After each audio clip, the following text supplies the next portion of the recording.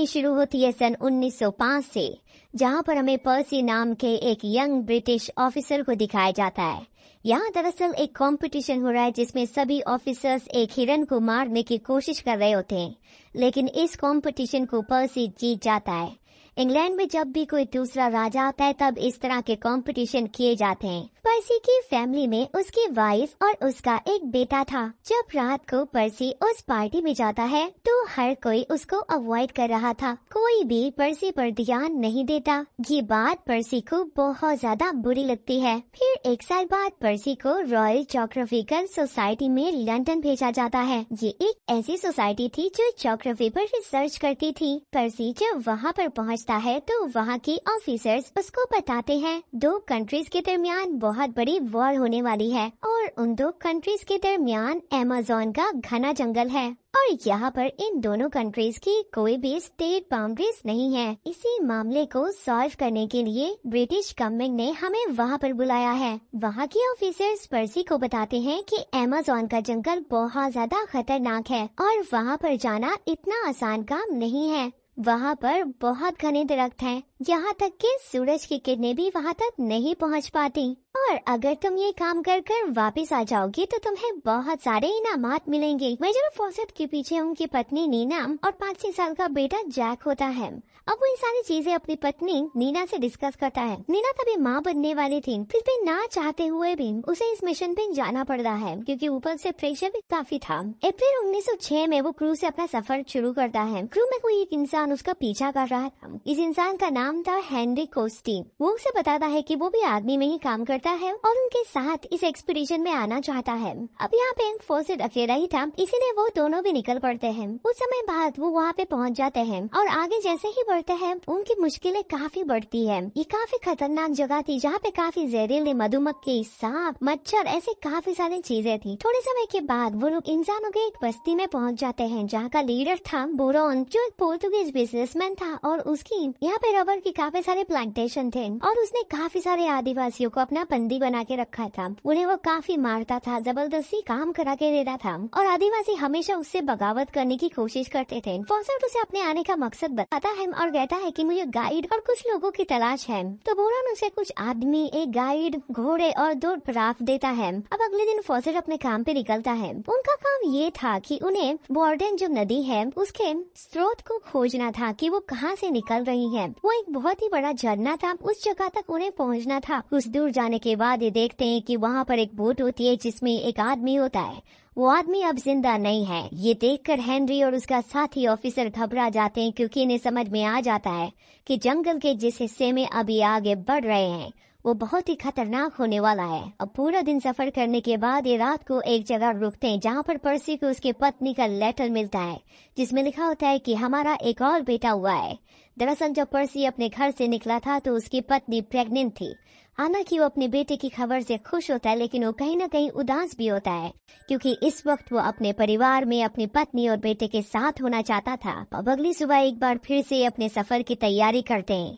इनके साथ जो गाइड होता है वो पर्सी को बताता है कि इन घने जंगलों के पीछे बहुत ही खतरनाक चीजें हैं, लेकिन साथ ही वहाँ पर एक सोने का शहर भी है जिसके बारे में कई इतिहासकारों को पता है। कई बार लोग उस शहर को ढूंढने के लिए गए लेकिन कोई भी वापस नहीं आया क्योंकि वो शहर इतना खूबसूरत है कि एक बार इंसान वहाँ जाता है तो कभी वापस नहीं आना चाहता। पर पर्सी को उसकी बातों पर बिल्कुल भी यकीन नहीं होता। उसे लगता है कि ये सिर्फ एक कहानी है। अब बहुत लंबा सफर तय करने के बाद ये नदी के उस किनारे तक पहुंच जाते हैं जो इनकी मंजिल होती है। यहाँ पहुंचने के बाद ये एरिया की मेजरमेंट लेता है। जब वो ये सब कुछ कर रहा था तो वहाँ पर उसको कुछ स्टैचूज नजर आते हैं और वहाँ पर उसको कुछ कर्तन भी मिलते हैं जो कि स्टोन से बने हुए थे। ये सब देखकर पर्सी को शायद थोड़ा थोड़ा यकीन हो रहा था कि गोर सिटी वाली कहानी शायद सच हो। पर्सी ने अपना काम कंप्लीट कर लिया था और वो दोबारा से अपने सिटी में आ जाता है। पर्सी के इस मिशन को कंप्लीट करने की खुशी में वहाँ पर एक पार्टी रखी गई थी पर्सी अब उस पार्टी में एक बायोलॉजिस्ट से मिलता है। वो पर्सी के काम में बहुत ज्यादा इंटरेस्ट ले रहा था। पर्सी के इस मिशन के बारे में एक बहुत बड़ी कॉन्फ्रेंस रखी जाती है। उस कॉन्फ्रेंस में बहुत सारे रिपोर्टर्स और बहुत सारे फेमस लोग थे जो पर्सी से वहाँ पर मिलने आए थे। पर्सी वहाँ पर उन लोगों को अपनी जर्नी का बताता है। वो ये भी बताता है कि मुझे वहाँ पर जाकर पता चला कि एक गोल्ड सिटी है और मैं अब उस गोल्ड सिटी को ढूंढना चाहता हूँ। वो एक ऐसा सिटी है जो आज से 500 साल पहले गायब हो गया था। अब ये सब बातें सुनकर वहाँ के लोग पर्सी पर कैसे यकीन करते? वो पर्सी की बातों को बेतुका कहते हैं कि हमें इन बातों पर यकीन नहीं है। तो वहाँ पर पर्सी उनको एक लेटर पढ़कर सुनाता है जो एक सोल्जर ने लिखा था। उस सोल्जर ने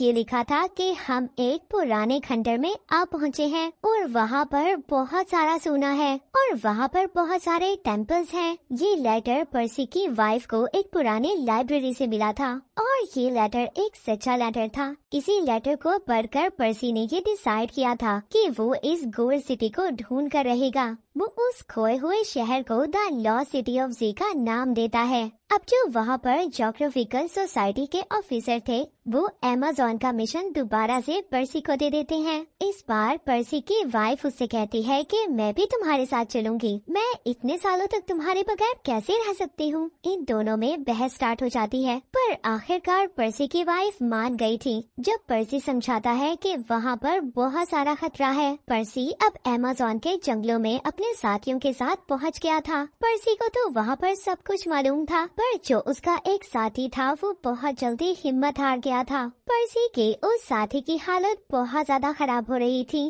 जब वो देखता है कि एक कबीले के लोग मरे हुए इंसान को पका कर खा रहे थे। पर्सी अब उस कबीले के लीडर से उस सोने के शहर के बारे में जानता है पर वो लीडर कहता है कि हम इस बारे में कुछ भी नहीं जानते, पर जब तुम इसी रिवर को पार करके थोड़ा सा आगे जाओगे तो वहाँ पर एक और कबीला है, शायद वो कबीला उस गोल्ड सिटी के बारे में कुछ जानता हो। अब ये लोग आगे बढ़ते हैं, कई हफ्ते निकल जाते हैं। इनका खाना दिन ब दिन कम हो रहा था, अलग अलग जानवर इनके ऊपर हमला कर रहे थे। एक जगह पहुंचने के बाद फॉसेट को एक कलाकृति चीजें दिखाई देती है लेकिन वहाँ पे आसपास कोई भी लोग नहीं थे। ये सब जानने के बाद मेजर काफी ज्यादा दुखी होते हैं। उन्हें आगे जाने का कोई भी रास्ता नहीं मिल रहा था और उनके बाकी के साथी वापस जाने की बात कर रहे थे। इनका खाना भी खत्म हो गया था, इसीलिए इतने करीब होने के बावजूद उन्हें वापस आना पड़ता है। लेकिन अपने परिवार को देख के काफी खुश हो जाते हैं। इसी दरम्यान वो अपने परिवार के साथ ही रह रहे थे। साल था 1914 जहाँ पे पहला महायुद्ध छिड़ गया था और उन्हें वापस मिलिट्री में बुलाया जाता है। इस बात पे जो इनका बड़ा बेटा था जैक, वो अपने पिता पे काफी नाराज होता है कि उसके पिता उसे वापस छोड़ के जा रहे हैं और उन्हें वो काफी खरी खुरी सुनाता है जिस पर फॉसेट उसे थप्पड़ मारता है लेकिन बाद में उससे माफी मांगता है। वापस उसे अपने परिवार से दूर जाना पड़ता है लड़ाई के मैदान में। मेजर फॉसेट अब काफी समय तक दुश्मनों से लड़ रहे थे। जब से वो शहर ढूंढने का ख्वाब उन्होंने छोड़ दिया था उनके जीने की उम्मीद ही चली गई थी। इसी वॉर के मैदान में एक दिन हेनरी वहाँ पे आ जाता है और कहता है कि रशिया से एक स्पिरिचुअल लेडी आई हुई है, वो भविष्य बताती है। तो फॉसेट भी एक उम्मीद के साथ वहाँ अपना भविष्य देखने जाते हैं। तो वो महिला उन्हें बताती है कि तुम शायद एक खोज करता हो और तुम किसी चीज के तलाश में हो और अगर तुमने तलाश जारी रखी तो तुम मंजिल के काफी करीब हो। अब ये सुनते ही वो काफी खुश होता है। उसे एक बार फिर से उस सिटी को ढूंढना चाहिए, लेकिन इससे पहले कि वो इस सफर पर दोबारा जाता, यहाँ वॉर के दौरान क्लोरीन गैस के अटैक से उसकी आंखों की रोशनी कुछ वक्त के लिए चली जाती है। हालांकि पर्सी को बहुत बड़ा प्रमोशन भी दिया जाता है लेकिन फिलहाल के लिए उसकी आंखों की रोशनी चली गई है।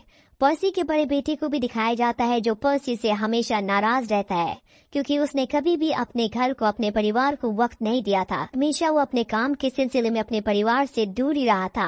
पर्सी का बेटा जब देखता है कि उसके पिता की हालत खराब है, वो जख्मी है, तो वो भी अपने पिता के करीब आ जाता है। पर्सी की जिंदगी में अब सब कुछ ठीक हो चुका है। वो आर्मी से रिटायरमेंट लेकर कंट्री साइड में शिफ्ट हो जाता है जहाँ पर वो अपने परिवार के साथ रहना शुरू करता है। लेकिन पर्सी के दिमाग में आज भी द लॉस्ट सिटी ऑफ जी घूम रही होती है। वो हमेशा उस शहर को ढूंढना चाहता है। एक दिन फिर से उसके पास ज्योग्राफिकल सोसाइटी के मेंबर्स आते हैं और उसे बताया जाता है कि नॉर्थ अमेरिका की कंपनी तो सोने के शहर को ढूंढने के लिए निकल चुकी है। हम चाहते हैं कि इस मिशन को एक बार फिर से शुरू किया जाए। अगर सच में कोई ऐसा शहर है तो सबसे पहले उसे हमें ढूंढना चाहिए, क्योंकि उसे इंग्लैंड ने यानी कि हमारे देश ने ही सबसे पहले एक्सप्लोर किया था। इसीलिए पर्सी के मिशन को एक बार फिर से फंड किया जाता है। पर्सी अपने बड़े बेटे के पास जाता है, जहां उसे पता चलता है कि उसी के बड़े बेटे ने नॉर्थ अमेरिका की कंपनी को सोने के शहर यानी कि लॉस्ट सिटी ऑफ जी के बारे में इन्फॉर्म किया था।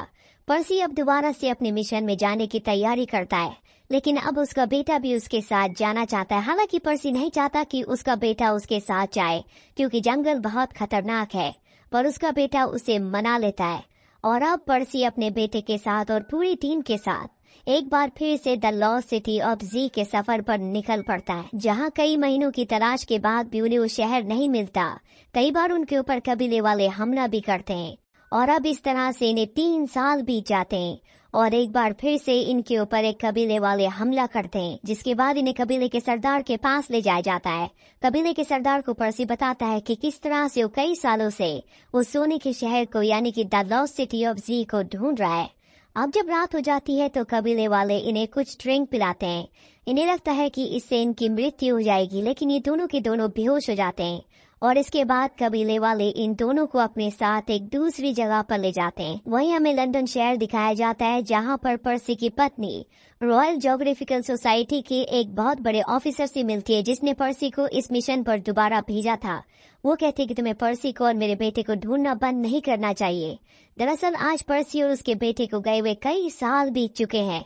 हालांकि उन्हें ढूंढने के लिए कई लोगों को भेजा गया, लेकिन उनका कोई भी पता नहीं चला। वो ऑफिसर पर्सी की पत्नी से कहता है कि तुम्हें अब मान लेना चाहिए कि तुम्हारा पति और तुम्हारा बेटा इस दुनिया में नहीं रहे, लेकिन वो कहती है कि ऐसा नहीं हो सकता, वो अभी भी जिंदा है और मुझे पूरा यकीन है कि वो कबीले वालों के साथ रह रहे हैं। उन्होंने अपना मिशन पूरा कर लिया है। हालांकि ये ऑफिसर नहीं मानना चाहता, पर जब पर्सी की पत्नी अपने पर्स को खोलकर एक कंपास निकालकर उसे देती है तो वो पूरी तरह से हैरान हो जाता है। दरअसल जब पर्सी इस सफर पर गया था तो उसने ये कंपास इसी ऑफिसर को दिखाया था और कहा था कि अगर मैं कभी इस कंपास को वापस भेज दूं तो तुम समझ जाना कि द लॉस्ट सिटी ऑफ जी मुझे मिल गई है।